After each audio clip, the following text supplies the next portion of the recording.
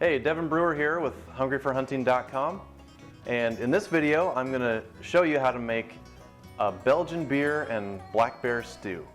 So the first step here, let's just get right into it, is I got my black bear meat here, cut into about 1-inch cubes or so. And what I want to do is just start seasoning it with some salt and pepper. Add a liberal amount of salt there. Add some pepper. And I'm basically gonna just kind of mix that around in there and then do another dose. Trying to cover all sides of the meat here with salt and pepper both.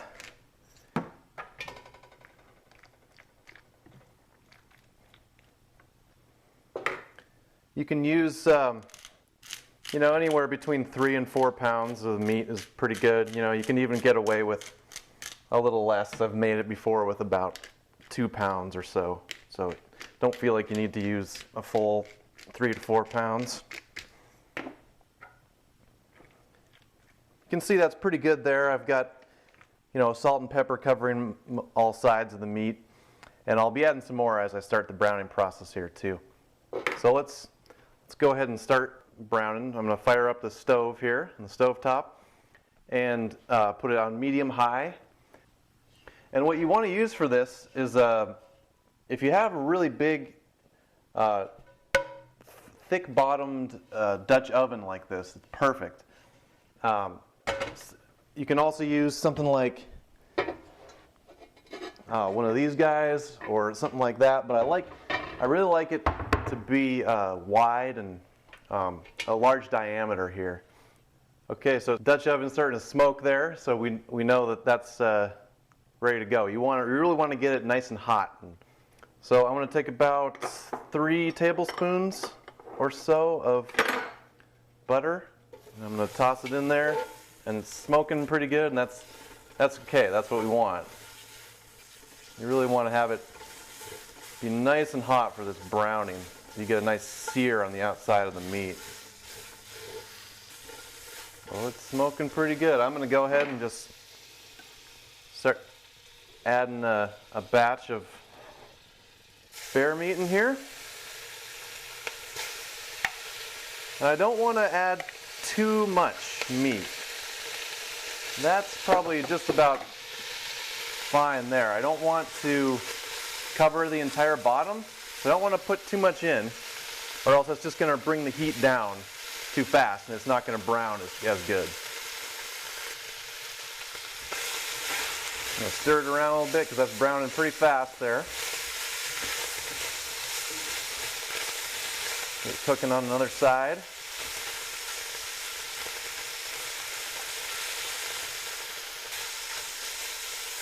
Oh yeah. So one of the keys with this is you want to make sure that all sides of the bear meat gets browned. So one thing you can do is you can use a pair of tongs, and you can actually go in and you want to flip it onto the side that hasn't been browned yet.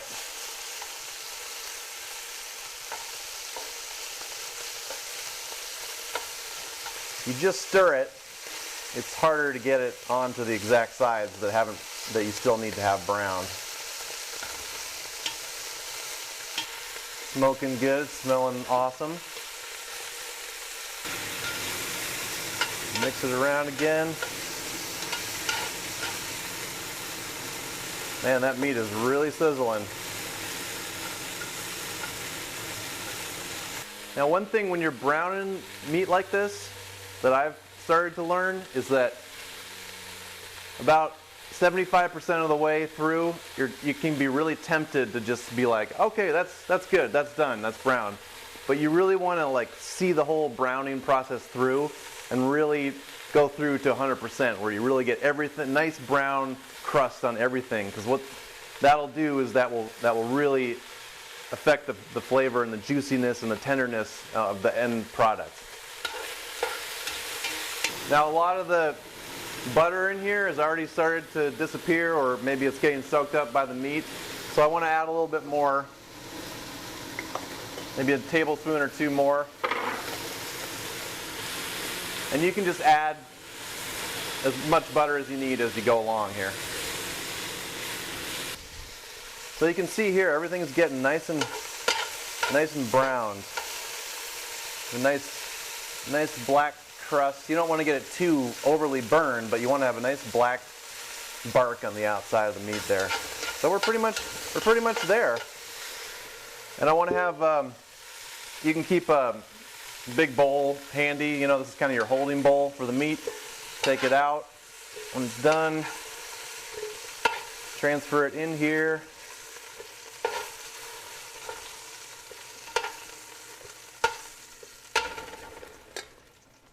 And then we're just going to start on the second batch. So I'm going to throw some more butter in. Get that melted. And go ahead and add the second batch of bear. Alright, so we're finishing up here with the last batch of browned bear meat. It's looking nice and brown, so I'm going to reduce the heat to medium. Transfer all that nice brown meat out.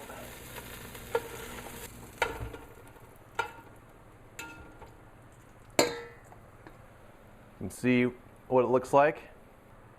Add some more butter, you know, about 3 tablespoons or so is good. And basically in this step, we're going to brown the onions. So I'm going to throw the onions in here. Ooh, burned myself a little bit there.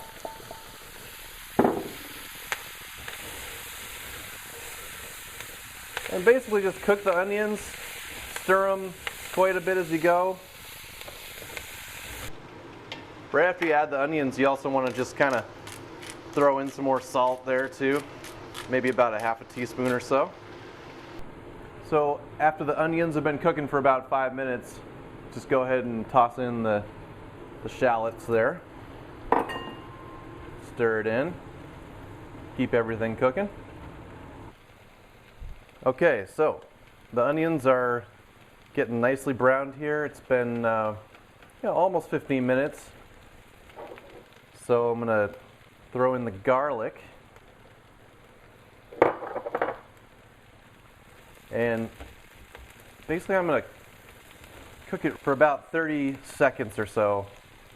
You just want to keep smelling it, and then as soon as you start to really smell the strong garlic aroma, and you're good. Okay, it's starting to come through, that aroma of garlic. It's been about 30 seconds or so. Okay, so the next thing we're going to do is add the flour. I really like quinoa flour if you can find it. It adds kind of a nuttiness, a nutty flavor in there, which is really nice. But all-purpose flour works fine too, so throw it in there. Stir it around with the onions. Just for a couple minutes or so until you can start to see that the flour itself is getting browned. So now we're going to basically add in the liquids and the herbs. So the first thing, this is kind of secret weapon here.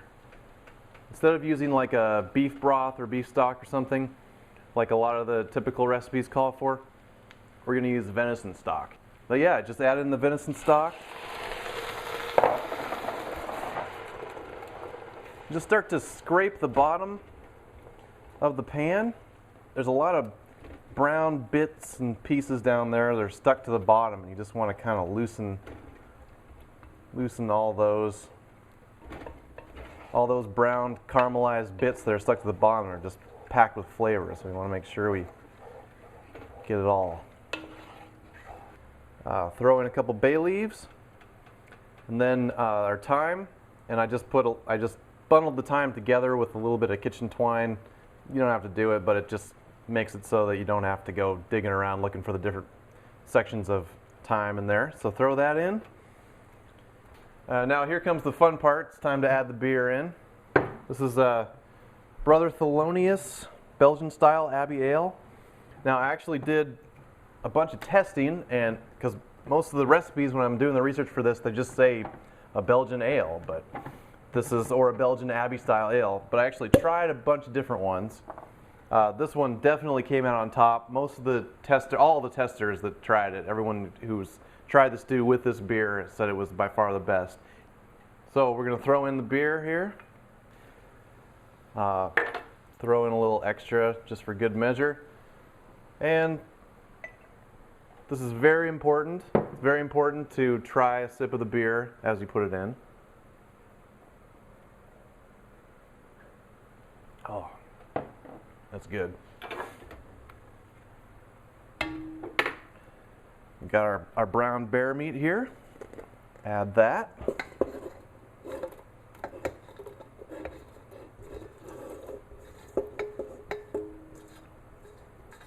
Okay, here's another real quick thing.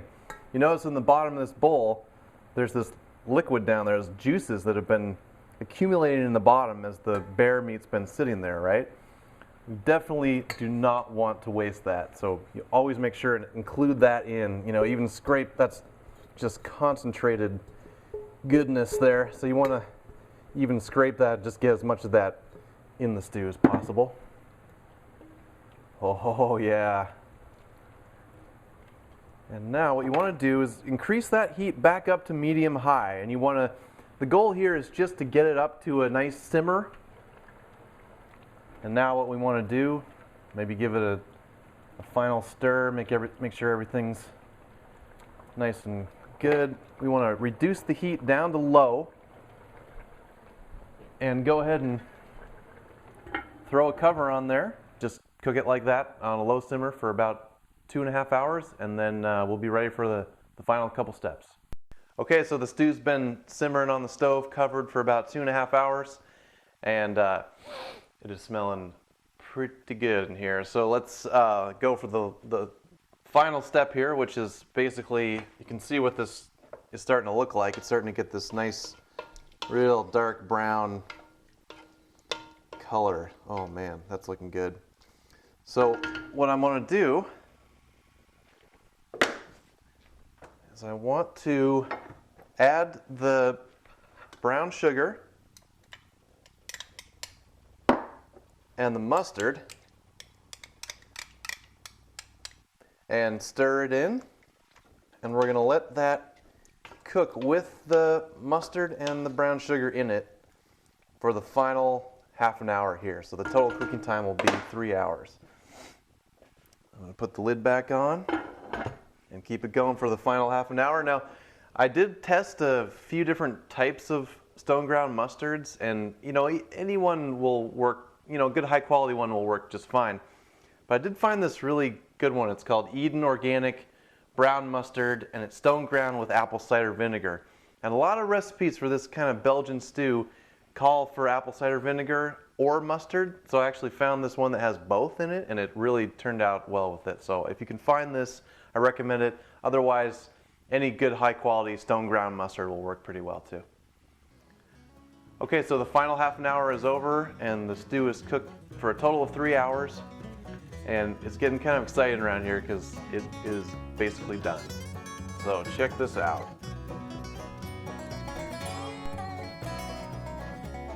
So there you go, Belgian beer and black bear stew. Just remove the thyme and the bay leaves, and make sure to serve it with the same beer that you cooked it with. And enjoy.